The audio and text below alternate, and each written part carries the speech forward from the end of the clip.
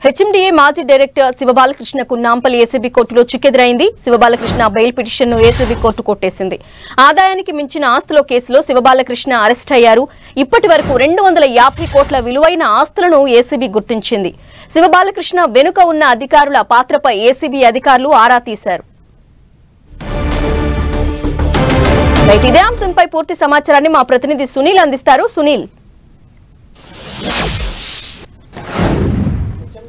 మాజీ director శివబాలకృష్ణకు Nampally ACB కోర్టులో చుక్కెదురని చెప్పవచ్చు. ఇప్పటికే ఆదాయానికి మించినటువంటి ఆస్తుల కేసులో శివబాలకృష్ణని ఏసీబీ అధికారులు అరెస్ట్ చేయడం, ఆ తర్వాత అతన్ని 8 రోజుల పాటు ఏసీబీ అధికారులు కస్టడీలో తీసుకొని విచారించిన నేపథ్యంలో ఇప్పటి వరకు దాదాపు 250 కోట్ల మేరకు శివబాలకృష్ణ అక్రమాస్తులను కూడా ఏసీబీ అధికారులు గుర్తించారు. అదేవిధంగా 214 ఎకరాల ఆస్తి విలువైనటువంటి ఆస్తి పత్రాలను కూడా ఇప్పటికే ఏసీబీ అధికారులు గుర్తించారు. ఇక ఈ శివబాలకృష్ణ తనకు బెయిల్ మంజూరు చేయాలని ఏసీబీ కోర్టులో పిటిషన్ దాఖలు చేశారు. అయితే తనకి బెయిల్ మంజూరు చేయొద్దు, ఎందుకంటే ఇప్పటికే పిటిషన్ విచారణ దశలో ఉన్నటువంటి నేపథ్యంలో, ఈ కేసు విచారణ దశలో ఉన్న నేపథ్యంలో ఇప్పుడు అతనికి బెయిల్ మంజూరు చేస్తే సాక్షులను ప్రభావితం చేసే అవకాశం ఉంది. అతనికి సంబంధించినటువంటి అధికారుల పాత్రపై కూడా ఇంకా నిగ్గు తేల్చాల్సినటువంటి అవసరం ఉంది. చాలా మంది బినామీ ఆస్తులను ఇప్పటికే గుర్తించాం, అతని సోదరును కూడా ఇప్పటికే అరెస్ట్ చేశామంటూ కూడా ఏసీబీ అధికారులు కౌంటర్ పిటిషన్ కూడా దాఖలు చేశారు. దీనిపై ఏసీబీ అధికారులు ఇచ్చినటువంటి కౌంటర్ పిటిషన్ ని పరిగణలోకి తీసుకున్నటువంటి ACB court Shiva Balakrishna bail petition ని కొట్టివేయడం జరిగింది. మొత్తం మీద శివబాలకృష్ణకు సంబంధించిన దానిపై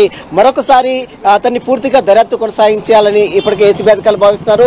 అతనికి సంబంధించిన బినామీ ఆస్తులు, ముఖ్యంగా అతని సోదరుడు నవీన్ కుమార్ ని ఇప్పటికే అరెస్ట్ చేసి జ్యుడిషియల్ రిమాండ్ తరలించారు. కాబట్టి మరికొంతమంది కూడా ఈ బినామీ ఆస్తుల పేరిట భారీ ఎత్తున అక్రమాస్తులు కూడబెట్టారంటూ కూడా ఏసీబీ అధికారులు కొన్ని ఎవిడెన్స్ కూడా కలెక్ట్ చేశారు. మరోవైపు హెచ్ఎండిఏలో 2021-2023 సంవత్సరంలో హెచ్ఎండిఏ డైరెక్టర్ గా పనిచేసినటువంటి సమయంలో పెద్ద ఎత్తున ప్రభుత్వ అధికారుల అండదండలతో విలువైనటువంటి కోట్ల రూపాయల భూమి పత్రాలు, అదేవిధంగా కొన్ని కోట్ల రూపాయలైనటువంటి అక్రమాస్తులు కూడా అతను ఆర్జించాడు. కాబట్టి దానికి సంబంధించిన పూర్తి వివరాలు కూడా రాబట్టాల్సిన అవసరం ఉందంటూ కూడా ఏసీబీ అధికారులు కోర్టు దృష్టికి తీసుకోవడం జరిగింది. మరోవైపు అతనికి సంబంధించిన బినామీ ఆస్తులు కావచ్చు, అతనికి సంబంధించిన విలువైనటువంటి ఆస్తి పత్రాలను ఇప్పటికే ఏసీబీ అధికారులు సీజ్ చేయడం జరిగింది. 214 ఎకరాల విలువైనటువంటి ఆస్తి పత్రాలను, మరోవైపు 250 కోట్ల విలువైనటువంటి సామాగ్రిని, దానికి సంబంధించిన ఎవిడెన్స్ అన్ని కూడా ఇప్పటికే ఏసీబీ అధికారులు సీజ్ చేయడం జరిగింది. మరోవైపు అతనికి సంబంధించిన దానిపై బినామీ ఆస్తులకు సంబంధించిన దానిపై కావచ్చు, మరోవైపు ప్రభుత్వ అధికారులు అతని సహాయ సహకారాలు అందించినటువంటి ఉన్నత ఐఏఎస్ అధికారి ఒకరు పూర్తిగా ఇతనికి సహాయ సహకారాలు అందించారని పెద్ద ఎత్తున ఆరోపణలు రావడంతో అతనిపై కూడా